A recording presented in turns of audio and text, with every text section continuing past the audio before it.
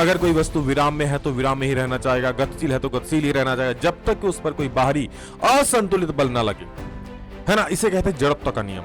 द्रव्यमान, आप कहीं भी जाओ, इस दुनिया से लेकर उस दुनिया तक, ब्रह्मांड, पाताल लोक, कहीं घूमो, तीनों लोग घूम लो, द्रव्यमान कभी नहीं बदलेगा। किस तापमान पर पानी ठोस और तरल दोनों होता है? तो बेटा 0 डिग्री सी पर। में आपको बर्फ भी मिल जाएगा, क्या मिल जाएगा आपको? बर्फ भी मिल जाएगा, और क्या मिल जाएगा? पानी भी मिल जाएगा। हेलो मेरे प्यारे बच्चों, कैसे हो सब? 9th के विद्यार्थी हो? जी हाँ, आप लोगों का एग्जाम बिल्कुल सर पर है, और आप लोगों के लेकर आए बिल्कुल ऑफिशियल मॉडल पेपर। जी हाँ, बता दूं, मॉडल पेपर से प्रश्न आप लोग रहते हैं, और उसी पैटर्न के अनुसार प्रश्न रहते हैं। बता दूं, अभी तो इस बार मॉडल पेपर जारी नहीं किया गया, ये आप लोगों का प्रीवियस ईयर पेपर है, जो आप लोगों के लिए बहुत ज्यादा महत्व रखता है। चलिए फटाफट से देखते हैं सभी प्रश्नों को, क्या क्या इसमें क्वेश्चन है, और सभी दोस्तों को शेयर कर दीजिए ताकि सभी को पता चल सके भैया ये क्वेश्चंस के बारे में, और इसी प्रकार से आपकी बोर्ड परीक्षा में पूछ जाएंगे। चलिए देखते हैं फटाफट से सभी प्रश्नों को। तो पहला प्रश्न मेरे प्यारे बच्चे क्या है कि एक वस्तु r त्रिज्या, है ना, क्या r त्रिज्या के वृत्ताकार पथ, एक वस्तु r त्रिज्या के वृत्ताकार पथ में घूम रही है, आधे वृत्त के बाद उसके विस्थापन क्या हो जाएगा? यानी ऐसा देखो, ये वृत्त हो गया, इसका त्रिज्या कितना है प्यारे बच्चे? r है। अब यहां से कोई वस्तु चलना शुरू किया, ऐसे टिक टिक टिक टिक, आधा वृत्त घूम लिया। विस्थापन मतलब, अब यहां पर मैं विस्थापन निकाला, पहले कहां पे था? यहां पे, बाद में कहां पहुंचा? यहां पे। इन दो वस्तु के बीच का विस्थापन मतलब ये वाला हो जाएगा, ये, है ना, आधा वृत्त में। विस्थापन मतलब दो बिंदुओं का बीच का जो सबसे कम दूरी होगा उसे हम लोग क्या बोलेंगे? विस्थापन बोलेंगे, है ना। तो सबसे कम दूरी ये वाला होगा। अच्छा, ये अगर 1 r है तो ये वाला भी 1 r होगा, क्योंकि भैया ये क्या है? त्रिज्या है। ये क्या है? त्रिज्या है, तो r प्लस r कितना हो जाएगा बोलो? 2r हो जाएगा। यानी वस्तु कितना दूरी, उसका विस्थापन क्या हुआ? 2r हो जाएगा। ऑप्शन नंबर सी, ठीक है। वो दुनिया घुमाए, फलाना ढिमका घुमाए, उसे घंटा फर्क नहीं पड़ता है। प्रथम बिंदु और अंतिम बिंदु का बीच का जो दूरी होगा बेटा, वही कहलाएगा आपका विस्थापन। नोट कर लेना। आगे देखो, नेक्स्ट क्वेश्चन इंग्लिश वाले बच्चे, इंग्लिश वाले देख सकते हैं। वेग में प्रति सेकंड परिवर्तन की दर कहलाती है। वेग में प्रति सेकंड परिवर्तन की दर क्या कहलाती है? वेग में पर सेकंड जो बदलाव हो रहा है उसे हम लोग कहते हैं वेग में परिवर्तन की दर को हम लोग त्वरण बोलते हैं। ऑप्शन नंबर डी सही हो जाएगा, है ना। और त्वरण कैसा मतलब क्या होता है, याद रखना, मीटर पर सेकंड स्क्वायर, ये भी पूछ सकता है। आगे देखो नेक्स्ट, निम्न में से किसकी ऐसा मात्रक मीटर पर सेकंड स्क्वायर? अभी हम लोग बताएं, है ना, पिछले वीडियो में, क्या आप लोगों का जो त्वरण का ऐसा मात्रक होता है मीटर पर सेकंड स्क्वायर। विस्थापन का होता है मीटर, वेग का होता है मीटर पर सेकंड। सभी का याद रखना, एग्जाम में कोई पूछ सकता है उठा के। ऐसा मात्रक 2 से 3 सवाल सिर्फ ऐसा मात्रक का ही रहेगा आप लोग का, है ना। दूरी समय ग्राफ का ढलान किसका मान बताता है? बताओ, दूरी समय ग्राफ का जो ढलन होता है प्यारे बच्चे, है ना, वो किसका मान बताता है? बताओ फटाफट से, क्या हो जाएगा? बहुत आसान क्वेश्चन है, क्या हो जाएगा? तो याद रखना, दूरी समय ग्राफ। अच्छा आप बताओ तो, दूरी बटा समय होता क्या है? अगर आप दूरी बटा समय करोगे तो क्या हो जाएगा? दूरी बटा समय कहलाएगा वेग। क्या कहलाएगा बेटा? वेग कहलाएगा। यानी ऑप्शन नंबर सी हो जाएगा। क्या हो जाएगा? ऑप्शन नंबर सी, है ना। न्यूटन जो है गति का प्रथम नियम की किस न्यूटन गति का प्रथम नियम से किसकी परिभाषा मिलती है? मैंने क्या कहा? प्रथम नियम मतलब, अगर कोई वस्तु विराम में है तो विराम में ही रहना चाहेगा, गतिशील है तो गतिशील ही रहना चाहेगा, जब तक कि उस पर कोई बाहरी असंतुलित बल ना लगे, है ना। इसे कहते हैं जड़त्व का नियम। यानी वो जड़त्व है भैया, चल रहा है तो चल रहा है, एकदम ठोकर ठोकर करके, रुक है तो बस खड़ा है। जैसे आप सुबह सुतल रहते हो ना, सोतल ही रहते हो जब तक कि मम्मी आके नहीं उठाएगी, तो क्या हो जाएगा? ये न्यूटन जो गति का प्रथम नियम है बेटा, ये जड़त्व का नियम होता है। क्या होता है? जड़त्व का नियम। अगले क्वेश्चन देखेंगे मेरा, नेक्स्ट 6 नंबर, किसी पिंड का जड़त्व निर्भर करता है? गुरुजी, पिंड का जड़त्व निर्भर करता है द्रव्यमान पर। जो जितना ज्यादा द्रव्यमान जिसका ज्यादा होगा उसका जड़त्व उतना अधिक होगा। अगर पूछा एक ट्रेन का, एक साइकिल का जड़त्व अधिक है, तो क्या बोलोगे भैया? ट्रेन का जड़त्व अधिक हो जाएगा, साइकिल का कम हो जाएगा, है ना। तो किसी पिंड का जड़त्व निर्भर करता है किस पर? वस्तु के द्रव्यमान पर। न्यूटन का गति का कौन सा नियम बल की परिभाषा देता है? बल की परिभाषा देखना, सुन लो। पहला नियम देता है जड़त्व की परिभाषा, दूसरा नियम देता है बल की परिभाषा, है ना। तीसरा नियम क्या होता है? क्रिया के बराबर प्रतिक्रिया। आप किसी को मारा, एक चाटा आपको उठा के दिया, एक चाटा, मतलब ऐसे नहीं कि जितना बल से आप इसको धकेलो उतना ही बल से भी धकेलेगा। अगर किसी वस्तु को जितना बल लगा रहा हो वो वस्तु भी आप पर उतना ही बल लगाएगी। क्लियर है? तो क्या हो जाएगा? न्यूटन गति का नियम कौन सी बल की परिभाषा देता है? तो बल, अगर बोले गति का परिभाषा, गति का कौन सा नियम? सॉरी, बल, तो क्या हो जाएगा? दूसरा नियम हो जाएगा, है ना। पहला नियम बोलेगा तो जड़त्व की परिभाषा हो जाएगा। अगला जो है बेटा, ये न्यूमेरिकल पूछा है, क्या शानदार क्वेश्चन है, देखो मजा आ जाएगा। 10 मीटर प्रति सेकंड की गति से, यानी जो 10 मीटर पर सेकंड है, ये क्या दिया? वेग दिया है। मतलब कह सकते हैं भाई ये आपका क्या दिया है? भी दिया है ना, 10 मीटर पर सेकंड। 0.5 किलोग्राम यानी द्रव्यमान दिया है कितना, 0.5 केजी। आपको बोला पिंड का संवेग कितना, संवेग मतलब P is equal to M भी हो जाएगा। m मतलब 0.5 और इंटू भी का मान हो जाएगा 10। क्या होता है बच्चे, भी का मान 10 हो जाएगा, है ना, तो 10, बस 5 को 10 से गुणा करो 50 हो जाएगा, लेकिन एक क्या पॉइंट तो यहाँ हो जाएगा, तो 5 और ये जो संवेग का ऐसा मात्रक होता है याद रखना, संवेग का ऐसा मात्रक भी एग्जाम पूछ लेता है केजी मीटर पर सेकंड स्क्वायर। कभी अगर भूल जाओ तो कैसे याद करोगे, द्रव्यमान का होता है केजी और भी का वेग का होता है मीटर पर सेकंड, सॉरी केजी मीटर पर स्क्वायर नहीं, केजी मीटर पर सेकंड, है ना, तो क्या हो जाएगा केजी मीटर पर सेकंड हो जाएगा ये द्रव्यमान का, सॉरी संवेग क्या हो जाएगा 5 केजी मीटर पर सेकंड। कोई है क्या, कोई है क्या, हाँ बी नंबर। जब कोई बस विराम में चलती है तो अचानक अचानक उस पर खड़े यात्री बस में पीछे की ओर झुक जाते हैं, ये किस नियम का उदाहरण है। क्या बोल रहा है, जब कोई, आप देखे खुद से कि जब बस चलता है अचानक से ब्रेक मारता है आपको आगे झुक जाते हो, जब बस कोई खड़ा है वो अचानक से चलेगा, वो चलना प्रारंभ करेगा तो क्या पीछे को झुक, वही बोल रहा है ना कि अचानक उस पर खड़े यात्री क्या होता है पीछे को झुक जाते हैं जब बस विराम से चलती है तो, यानी देखो अगर कोई विराम में है ना विराम में ही रहना चाहेगा, समझ रहे हो, अगर गतिशील है तो गतिशील ही रहना चाहेगा, है ना, तो ये क्या होता है ना बस पर खड़ा व्यक्ति मतलब विराम में है लेकिन बस अचानक चलता है तो पीछे को झुक जाता है, क्यों, विराम में रहना चाहता है, तो क्या हो जाएगा ये गति का प्रथम नियम के अनुसार हो जाएगा, न्यूटन के गति का प्रथम नियम के अनुसार ये चीज होती है ना। आगे, कांच की SI इकाई क्या है, कांच का ऐसा मतलब बेटा जूल होता है, क्या होता है जूल, यानी ऑप्शन नंबर सी हो जाएगा, है ना। वाट होता है क्षमता का, पावर का, न्यूटन होता है बल का, किलोवाट घंटा होता है वही ऊर्जा का व्यावसायिक मात्रक।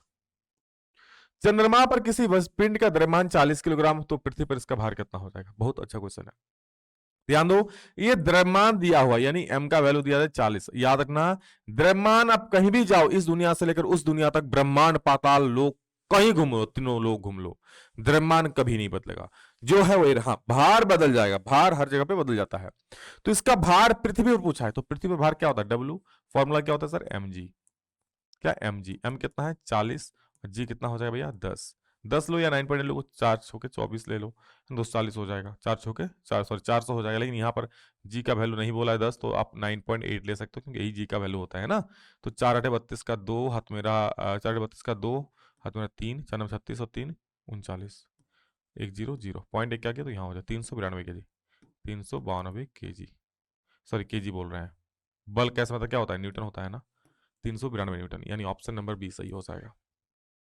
आगे देखो, जब कोई पिंड कंपन करता है तो यह आसपास की हवा को संपीड़ित करता है यानी दबाता है, कोई भी वस्तु, मतलब मैं हाथ इधर हिला रहा हूं कांप रहा है तो क्या आसपास की हवा को दबा रहा है, यह एक उच्च घनत्व वाला क्षेत्र बताता है जिसे डैश के रूप में जाना जाता है। बताओ, कोई जब कंपन करता है ऐसे ऐसे हिलेगा, ऐसे ऐसे टप टप टप टप टप टप, तो उस वक्त क्या आसपास के एक उच्च घनत्व वाला क्षेत्र पैदा कर देता है, यानी आसपास जो कण होते हैं गैस के वो सामने सामने आ जाते हैं, है ना, डैश के रूप में जाना जाता है, किस रूप में जाना जाता है, तो प्यारे बच्चे याद रखिएगा इसका जो सही उत्तर हो जाए संपीड़न, क्या कर रहा है दबा रहा है ना, आसपास के गैसों को दबा दे रहा है तो क्या हो जाए संपीड़ित कर रहा है, यानी ऑप्शन डी हो जाएगा। नेक्स्ट, वह घटना जहां उत्पन्न ध्वनि परावर्तन के कारण पुनः सुनाई देती है क्या कहलाती है, जैसे आप देखना किसी पहाड़ी इलाके में जाओगे चिल्लाओगे, क्या चिल्लाओगे भैया, जिसका भी आप प्यार, जिससे प्यार करते हो चिल्लाना, ऐसे हेलो, तो हेलो हेलो हेलो, कैसे हो कैसे हो कैसे हो कैसे हो कैसे हो कैसे हो, है ना। आप किसी घर में जाना तो भी देखना खाली घर में आवाज गूंजती है तो इसे कहते हैं गूंज, क्या कहते हैं बेटा, गूंज कहते हैं, है ना, जब कहा ध्वनि उत्पन्न परावर्तन के कारण पुनः सुनाई। अच्छा ये क्यों सुनाई पता है, क्योंकि आप जो बोल रहे हो वो जाके तुरंत टकराया दूसरे पहाड़ियों से, फिर वापस आ रहा आपको सुनाई दे रहा है, इस प्रकार से सुनाई देता है ना, तो क्या हो जाएगा गूंज हो जाएगा, ऑप्शन नंबर सी। खाली कमरे में ये चीज होती है, खाली कमरे क्यों होती है, क्योंकि दीवार से टकराएगा आपके कानों में वापस आएगा, लेकिन जब कमरा भरा होगा तो उस अब्जॉर्ब कर लेगा ध्वनि को, फिर वापस नहीं आता है। निम्नलिखित में से किस पदार्थ में कणों के बीच आकर्षण बल सबसे कम होगा, तो बेटा गैस में, कार्बन डाइऑक्साइड गैस है तो इसमें जो आकर्षण बल होता है कणों के बीच सबसे कम होता है, ठोस द्रव में थोड़ा सा ज्यादा होता है और ठोस में बहुत ज्यादा आकर्षण बल होता है ना, तभी तो मैं पेन कैसे करके खींच कर अलग नहीं कर पा रहा हूं क्या, पानी को भैया हाथ से हटा दोगे, गैस को हाथ इधर हिलाओ कोई दिक्कत ही नहीं है यार। किस तापमान पर पानी ठोस और तरल दोनों होता है, तो बेटा 0 डिग्री सी पर, में आपको बर्फ भी मिल जाएगा, क्या मिल जाएगा आपको बर्फ भी मिल जाएगा और क्या मिल जाएगा पानी भी मिल जाएगा, 0 degree C option number A. 16 number, हाँ, ये बढ़िया सवाल है कि 100 ग्राम जल में 20 ग्राम चीनी मिलाई गया, उस विलन की सांद्रता प्रतिशत में बदले। यानी उस विलन की सांद्रता, अच्छा कुल कितना हो जाएगा, विलन कितना हो जाए बता दो, विलन कितना हो जाए, 100 ग्राम जल है उसमें से मैं 20 ग्राम मिला दे रहा हूं चीनी, तो 120 ग्राम हो जाएगा, है ना। और बोला चीनी मिलाई गया तो उस विलन की सांद्रता, सांद्रता मतलब क्या भैया, कितना गाढ़ा होगा क्या है, तो उसमें मिला क्या रहा है, चीनी। तो सांद्रता अगर मैं निकालूंगा, लिखना सांद्रता बराबर भैया किसकी, चीनी की सांद्रता, है ना। चीनी मिलाई गया तो विलेन की सांद्रता, विलेन में क्या मिलाया, चीनी मिलाया ना, तो चीनी कितना परसेंट होगा, तो देखो किस प्रकार चीनी होगा, तो चीनी है भैया 20, कुल मात्रा कितना हो जाए 120, और गुना कर देना परसेंटेज में के लिए 100 से। टिक टिक खत्म, 2 चौक 12, 2 पचे 10, और भैया 2 तिया 6 और 2 10 20, 10 पचे 50 हो जाएगा, और 50 को अगर आप 3 से भाग दोगे तो भैया 16.3 जो 18, 2 3 16.6666 यानी 67 हो जाएगा, और ये परसेंटेज में आ जाएगा, यानी इतना परसेंट हो जाएगा 16.67। और इसको निकालोगे तो भैया क्या हो जाएगा, 16 50 50 यही हो जाएगा ऑप्शन नंबर बी, है ना। भैया पूर्णांक में दिया हुआ है, इसको पूर्णांक में तोड़ देना, यही आएगा। घनत्व कैसा मतलब याद रखना, केजी पर मीटर क्यू होता है, क्या केजी पर घन मीटर मतलब होता है केजी पर मीटर क्यू, यही होता है घनत्व कैसा मतलब, है ना। दिए गए कौन गुणधर्म निलंबन का है, निलंबन में क्या होता है, टिंडल इफेक्ट होता है, यानी प्रकाश के मार्ग को फैला देता है, यानी ये तो होगा भैया, ये नहीं होगा, ये दिया है मतलब ये गलत है। कौन होता है बोल रहा है, तो यह याद रखना एक विस्मांगी मिश्रण, टिंडल निलंबन में क्या होता है, गुणधर्म निलंबन का है, तो निलंबन एक विस्मांगी मिश्रण होता है, याद रखिएगा, है ना। अगला, कपूर और नमक के मिश्रण को आप कैसे अलग करोगे, कैसे पृथक करोगे, किस विधि से पृथक, किस विधि द्वारा अलग करोगे, कपूर और नमक के मिश्रण को किस विधि द्वारा अलग करोगे। देखो कपूर कुछ देर बाद वो अपने हवा में उड़ जाएगा, इसको बोलते हैं ऊर्ध्वपातन, है ना। नमक बच जाएगा तो इसे कहते हैं ऊर्ध्वपातन विधि द्वारा, क्या ऊर्ध्वपातन, क्या ऊर्ध्वपातन, यानी ऑप्शन नंबर ए, कपूर कुछ देर बाद हवा में मिल जाती है ना। देखना नेप्थोलिन भी ऊर्ध्वपातन होता है, उसमें भी द्रव्यमान संख्या बराबर होता है, द्रव्यमान संख्या क्या होता है, वो सीधे ठोस से आपका किसमें गैस में बदल जाएगा कपूर, है ना। अब रख देना, देखना बाहर कुछ दिनों में आपका गायब हो जाएगा वहां से। द्रव्यमान संख्या किसका होता है, तो द्रव्यमान संख्या इलेक्ट्रॉन और प्रोटॉन की संख्या के योग के बराबर, प्रोटॉन और न्यूट्रॉन की संख्या के बराबर, या फिर आपका हो जाएगा इलेक्ट्रॉन की संख्या के बराबर, या इलेक्ट्रॉन और प्रोटॉन की संख्या के बराबर। तो बता दूं इसका जो सही उत्तर हो जाए, पहले बच्चे याद रखिएगा कि देखो द्रव्यमान संख्या अगर निकालेंगे क्या होता है, प्रोटॉन की संख्या प्लस न्यूट्रॉन की संख्या, या फिर परमाणु संख्या प्लस न्यूट्रॉन की संख्या, तो प्रोटॉन की संख्या प्लस न्यूट्रॉन की संख्या के बराबर द्रव्यमान संख्या होता है ना। आपको पहले हम बता चुके हैं। NH3 का आणविक द्रव्यमान क्या होगा, NH3 क्या बोल रहा है, NH3। अच्छा नाइट्रोजन का द्रव्यमान कितना होता है सर, 14 होता है। हाइड्रोजन का 1 होता है लेकिन 3 को है ना, 14 हो गया प्लस 3 एकम 3, ये हो गया 17, 17 बोले तो UD नंबर, इसके बाद 22। स्थिर अनुपात का नियम या निश्चित अनुपात का नियम क्या है, स्थिर अनुपात का नियम क्या है, किसी रासायनिक पदार्थ में तत्व हमेशा द्रव्यमान के अनुसार एक निश्चित अनुपात में मौजूद नहीं होते, नहीं होते भैया, नहीं होते हैं। रासायनिक पदार्थ में तत्व हमेशा द्रव्यमान के अनुसार निश्चित अनुपात में मौजूद, बिल्कुल द्रव्यमान के अनुसार निश्चित अनुपात में मौजूद होता है, यही होता है निश्चित अनुपात या स्थिर अनुपात का नियम। रासायनिक अभिक्रिया में द्रव्यमान के ना तो बनाया जा सकता है नहीं नष्ट किया जा सकता, ये होता है द्रव्यमान संरक्षण का नियम, कि भैया अभिक्रिया के पहले जितना द्रव्यमान होगा बाद में उतना ही होगा। किसी भी भौतिक अभिक्रिया में द्रव्यमान को ना तो बनाया जा सकता नहीं नष्ट किया जा सकता, ये तो भैया वही चीज है। तो ये आपका हो गया बी नंबर बिल्कुल सही, क्या कि रासायनिक पदार्थ में तत्व हमेशा क्या, हमेशा जो है तत्व आपका हमेशा द्रव्यमान के अनुसार निश्चित अनुपात में होता है ना। जैसे आप जल का निकालोगे ना, जल में क्या होता है H2O, हमेशा आपका हाइड्रोजन 2 अनुपात मिलेगा, ऑक्सीजन 1 अनुपात मिलेगा अगर अनुपात के निकाले तो, है ना। अगला, निम्नलिखित 1 मिनट, हाँ ये हो गया ना 23। निम्नलिखित में से कौन 36 ग्राम जल का सही प्रतिनिधित्व करता है। अगर आप लोगों ने मेरा इससे पहला वाला वीडियो देखा है तो उसका आंसर करोगे आप आराम से, और ये आंसर आप लोग कमेंट में करोगे मेरे पास से, कमेंट में सभी बच्चों से मैं चाहता हूं कि ये आंसर आप लोग कमेंट में करो, है ना। अरे जब गति प्रबल पैरों में भरी फिर क्यों रहो दर दर खड़ा, जब आज मेरे सामने है रास्ता इतना पड़ा, और जब तक न मंजिल पा सकूं तब तक न मुझे विराम है, चलना हमारा काम है, चलना हमारा काम है, बस मेहनत करो चलो। तो क्या हो जाएगा, निम्नलिखित में से कौन 36 ग्राम जल का सही प्रतिनिधित्व करता है, तो ये आपका हो जाएगा, अरे एक कमेंट में बोलना, मैं क्यों बोलूं, आगे देखो। न्यूटन पर डैश आवेश, बेटा न्यूटन पर कोई आवेश नहीं होता है, प्रोटॉन पर होता है +1 और इलेक्ट्रॉन पर होता है -1, याद रखिएगा। न्यूटन पर नो आवेश, कोई आवेश नहीं बेटा, एकदम न्यूट्रल होता है वो, है ना। आगे देखो नेक्स्ट, अल्फा कण क्या है? तो अल्फा कण बेटा एक धन आवेशित किरण होते हैं, धन आवेशित कण होता है, यानी धन आवेशित प्रोटॉन। ऑप्शन नंबर सी हो जाएगा। किसी तत्व के समस्थानिक के द्रव्यमान में अंतर, बोला क्या? किसी तत्व के समस्थानिक के द्रव्यमान में अंतर जो होता है भिन्न संख्या का होता है।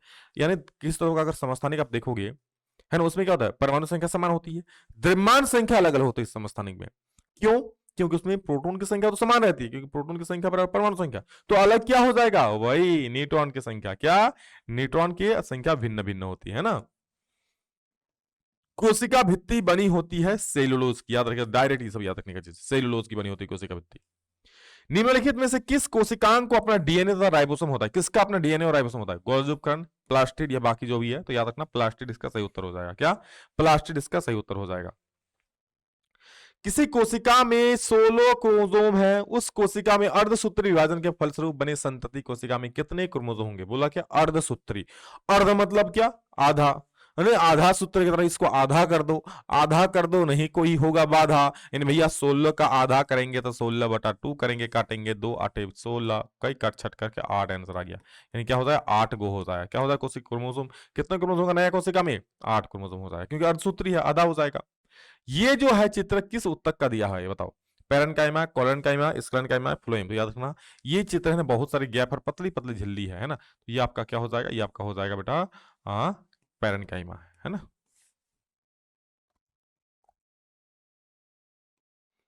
बादाम का छिलका किस उत्तक का बना होता है? पैरेन्काइमा, कोलेन्काइमा, स्क्लेरेन्काइमा की फ्लोएम। बादाम का छिलका किस उत्तक का बना होता है मेरे लाल? तो याद रखिएगा बादाम का जो छिलका बना होता है ना, होता है स्क्लेरेन्काइमा का। क्या? ऑप्शन नंबर सी बिल्कुल सही हो जाएगा, है ना। बादाम आप छिलका देखो कितने भैया हार्ड हार्ड होते हैं, है ना। तो क्या होता है इसका? चलो स्क्लेरेन्काइमा बिल्कुल सही उत्तर हो जाएगी। नेक्स्ट, मांसपेशियों को अस्थियों से जोड़ने वाली संयोजी उत्तक को क्या कहते हैं? देखो मांसपेशियों को जो अस्थि यानी हड्डी से जोड़ेगा, है ना, चिपका हुआ रहता है, इसको क्या क्या कहते हैं? तो इसको कहते हैं कंडरा। क्या? कंडरा, या फिर इंग्लिश बोलेंगे तो टेंडन बोलेंगे, है ना। जीवों के वर्गीकरण के लिए सर्वाधिक मूलभूत लक्षण क्या हो सकता है? ये भी मैंने पिछले में पढ़ाया, फिर से सुन लो। उनकी कोशिका की संरचना के आधार पर, उनका संरचना कैसा है ना, उसके आधार पर अलग अलग वर्गों में बांटा गया है। नील हरित शैवाल किस वर्ग में आते हैं? मोनेरा, प्रोटिस्टा, फंजाई की प्लांटी। जो नील हरित शैवाल है बेटा, ये किस वर्ग में आता है? तो प्यार बच्चे याद रखना, ये हो जाएगा मोनेरा वर्ग में। कौन सा वर्ग? मोनेरा। ऑप्शन नंबर ए सही हो जाएगा। जंतु जगत का सबसे बड़ा संघ कौन सा है? अनिलिडा, आर्थ्रोपोडा, मोलस्का, इकाइनोडर्मेटा। इकाइनोडर्मेटा। तो याद रखें आर्थ्रोपोडा जो है जंतु जगत का सबसे बड़ा संघ, कौन है? आर्थ्रोपोडा। 35 का 36। निम्न दिए गए कौन से रोग वायरस से होते हैं? टाइफाइड, हैजा, मलेरिया, कोरोना। तो भैया कोई भूल सकता है क्या कोरोना को? है ना, किस प्रकार से कोरोना वायरस आई थी? कोई भूल सकता है? कोरोना वायरस नाम ही है कोरोना वायरस, है ना। संक्रामक रोग है तो ये होता है बेटा क्षय रोग, जिसको हम लोग बोलते हैं टीबी, टाइबरकुलोसिस, है ना। क्षय रोग क्या? खांसने से फैल सकती है, तो ये आपका हो जाएगा टीबी। ग्रीन हाउस गैस कौन सा है बेटा? तो ग्रीन हाउस गैस आपका हो जाएगा कार्बन डाइऑक्साइड गैस, जो है ग्रीन हाउस गैस हो जाएगा। ये वायुमंडल के तापमान को बढ़ा देता है ना, यानी आपका सही हो जाएगा। दिए गए पोषक पदार्थ में पौधे के लिए कौन बृहत पोषक पदार्थ है? Nitrogen, iron, copper, manganese. तो नाइट्रोजन हो जाएगा। क्या हो जाएगा बेटा? नाइट्रोजन। ये आप देखिए यूरिया में, ये सब में नाइट्रोजन होता है, ठीक है ना। वायुमंडल में पाए जाने वाले ऑक्सीजन के विषैले अणु को क्या कहते हैं? ऑक्सीजन का विषैला अणु बोलते हैं O3। O3 इसे क्या बोलते हैं बेटा? O3 को ओजोन बोलते हैं। ऑप्शन नंबर बी हो जाएगा। क्या हो जाएगा? O3 को हम लोग क्या बोलेंगे? ओजोन, यानी ऑप्शन नंबर बी बिल्कुल सही हो जाएगा। क्लियर है? तो इसी प्रकार से हर एक वीडियो को देखने के लिए, और इससे बाहर क्वेश्चंस नहीं आएंगे, लाइव भी धुआंधार तरीके से चलेगा, बस आप कोड डालो एकदम, है ना। सब्सक्राइब नहीं तो कर लेना, और सभी दोस्तों को धुआं धुआं कर दो, शेयर कर दो एग्जाम में। उसके बाद हम लोग तबाही मचाएंगे, है ना। लव यू ऑल बेटा, thank you all of you. अभी इतना ही मिलेंगे दूसरा में जल्दी, तो जय हिंद, वंदे मातरम।